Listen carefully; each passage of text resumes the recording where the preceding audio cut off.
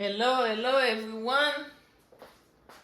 Today we're gonna make molasses cookies. En Haïti, you relè ça bonbon siro. Okay? This is molasses. Alright? And we have grated coconut. Nou graje cocoye ya, nou pa graje l piti non, nou graje l nan parti ki pi go. Yeah, ou ka graje l piti, men moi-même, graje l nan parti ki pi go. Kounya la, nou genye fig mûr, ok, banana, ok. Fò banana bien mûr, presque pourri. Pour le bon, ok? Pour le pas gen gourak. Nous qui j'en pas nan. So, you mash it. Craser là avec on fourchette. Et puis, kounya la, n'a vide siro. Add the molasses. Guys, I don't measure it. I don't know how much it is. I'm just gonna make the paste and see, you know, how much flour I'm gonna put on it. Ba mesurer, ba kon ki valeur, just ap fè le valeur farine li pran. So, nou konen haïtien pa presque mesurer. This is grated ginger. Okay. It's about a tablespoon. Okay. On cuillère gingembre. Si vous voulez le plus piqué, vous pouvez mettre plus. And this is muscade avec épices douces. Cinnamon. And zest citron. Grated lime. Get the skin, okay? The citron. Y a là, brasser yo ensemble.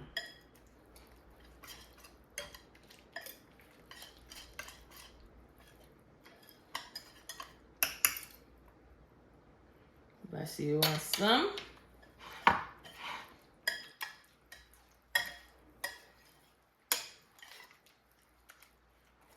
Then I'm gonna put some, you can put some vanilla. This is essence haïtien. Moi, mes essence, je vais mettre un petit casse en plus. Okay. And we're gonna put some baking powder, little bit of salt, baking powder. I'm gonna put like not too much, like that. About a teaspoon, a little bit more than a teaspoon.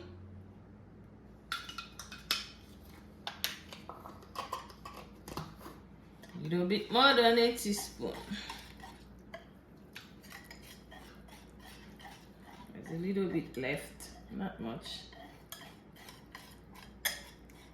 Guys, don't forget to subscribe, like, and share.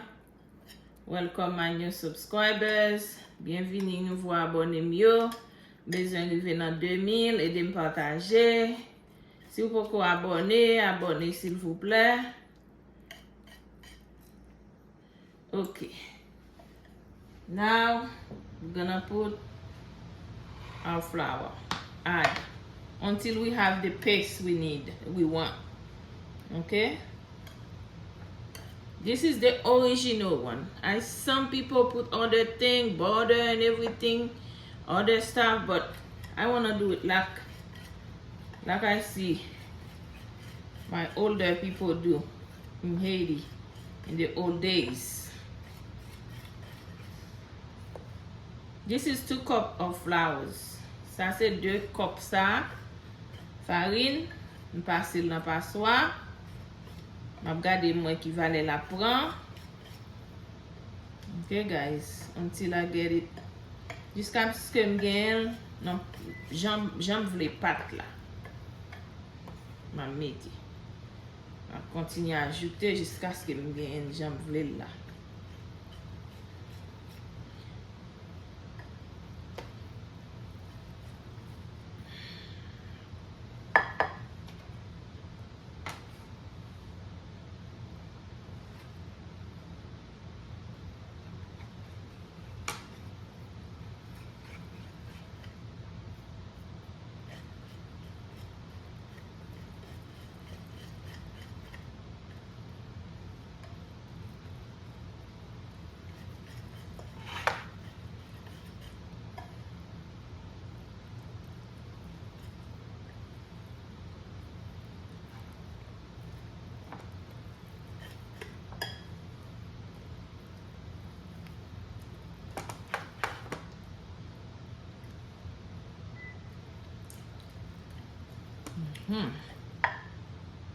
Okay, it still needs some more flour. Don't want it to be too hard or too liquidy. Ne pas vle trop di, ne pas vle trop de l'eau. Parce que longtemps, bonbon siro a son bagay qui te mou, li pas di.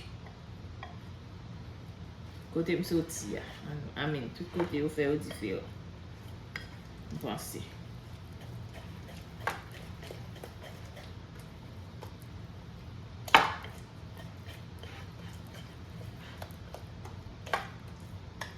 I think the 2 cups will be okay. So you got the measurement. Okay. I think I can put the rest of it.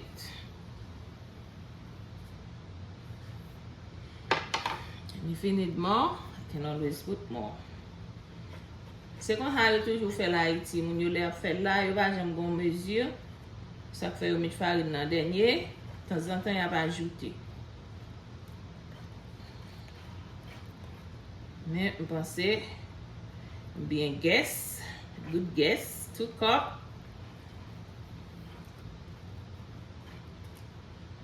En bouteille molasses, c'était presque plein. And then coconut, 2 cups is fine with that.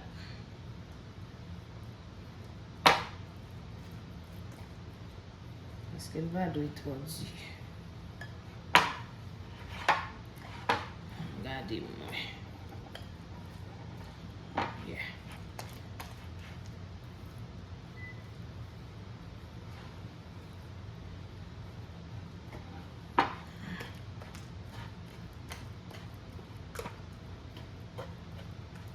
Peut-être je vais mettre un petit casse farine encore. So, maybe la prendre 2 cups et demi.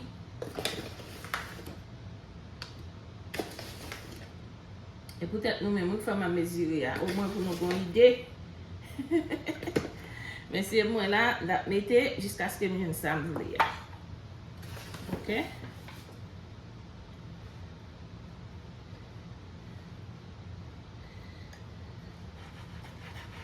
Ok, presque bon.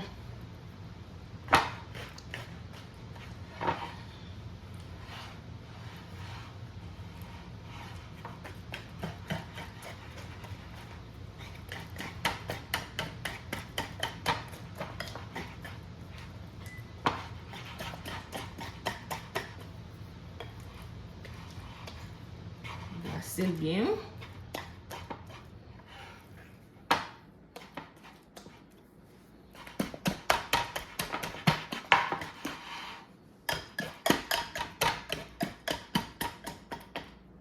I'm gonna put my oven at 350. Baking 350. 350. Okay. I think it's good. Put the rest of it. So 3 cups and a half, okay guys? Will be perfect.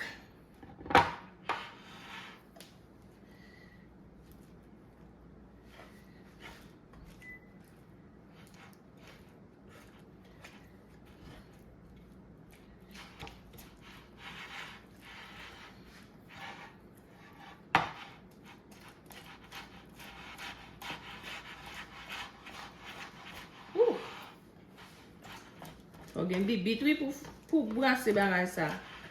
Point. Faut gen gros point. Là il commence à venir. Là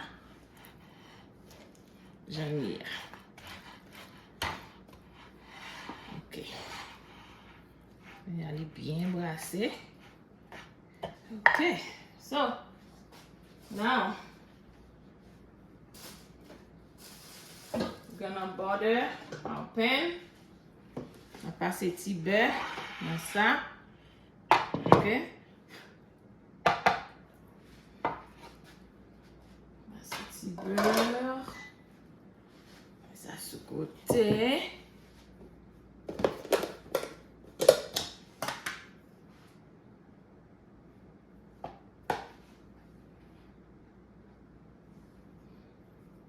I think ça va passer.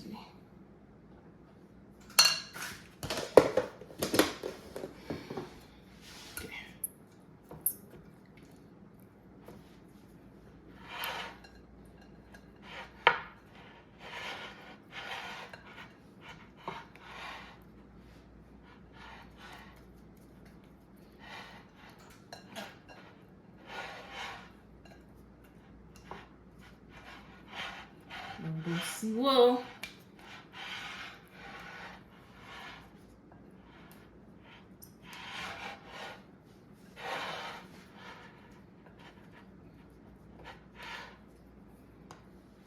Then I'm gonna add some flour so the bonbon Siro can come out easily.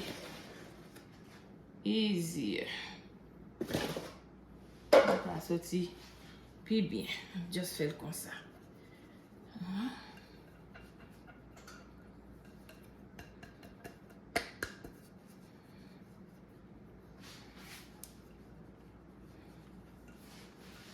On est fait ça, on a toujours un petit mess. OK?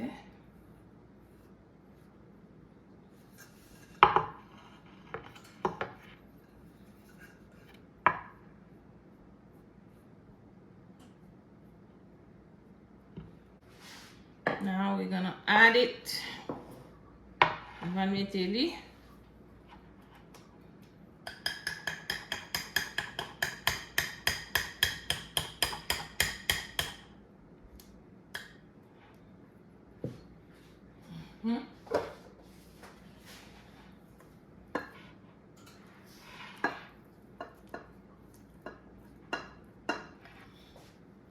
On fait manger nos carrés, oui.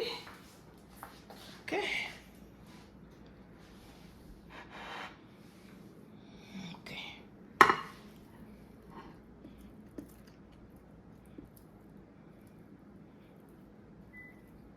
Nous avons pâte là, il va courir descendre vite. Il pas trop dur, il pas trop mou. Like when you're making brownie.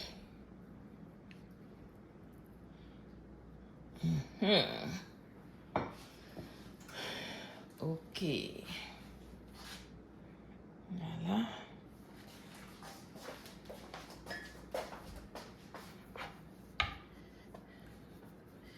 Hein?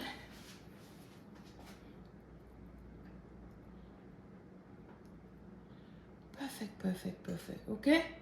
Now I'm gonna put it in the oven, 300, 350. So I don't know for how long. I'm gonna keep watching it and I will let you know how long it takes. Okay? Guys, this is it. I'm gonna see. You see? If you stick something in it, it came out clean, that means it's good, it's cooked. Okay? Wa fou yon bagan dani, si ba la sorti propre, ça veut dire liquide. OK? Ouais? Il sorti propre. Bon. OK? Je suis capable de dire, il était, ouais, il fait la 30 à 35 minutes. But toujours check it. Now guys, on va tout couper bonbon siro. OK? Son couteau pour me te prendre, il plus bon.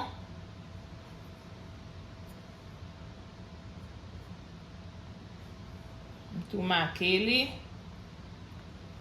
De quoi, l'elle fin fret, pas besoin faire ça.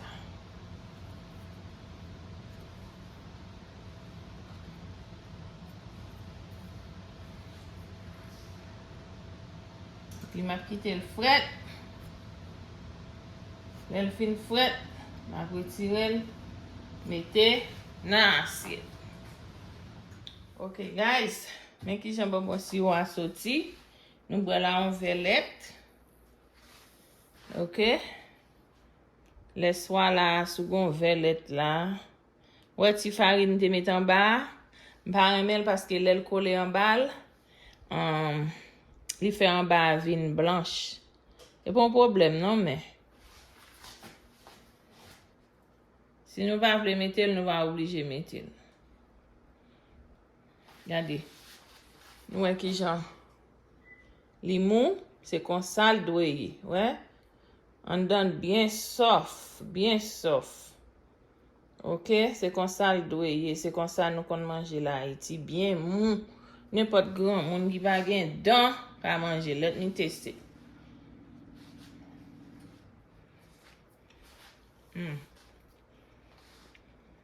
And the coconut, you know, you can chew the pieces of coconut and you can taste the ginger. Genjanm na cocoye, il bon en pile. Il prend bon goût sirop. Bon sirop. Guys, wow. Il est bien fait, même avec ça ici. Il est mou, il n'est pas dur. Il est bien bon. C'est comme ça. Bonbon siro supposé. It's like brownie here. And then we have some milk.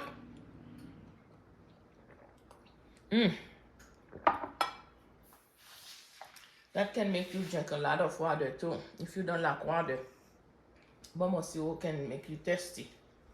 Okay? Abonnez, partagez, like, share. I will see you in another video. Thank you for watching.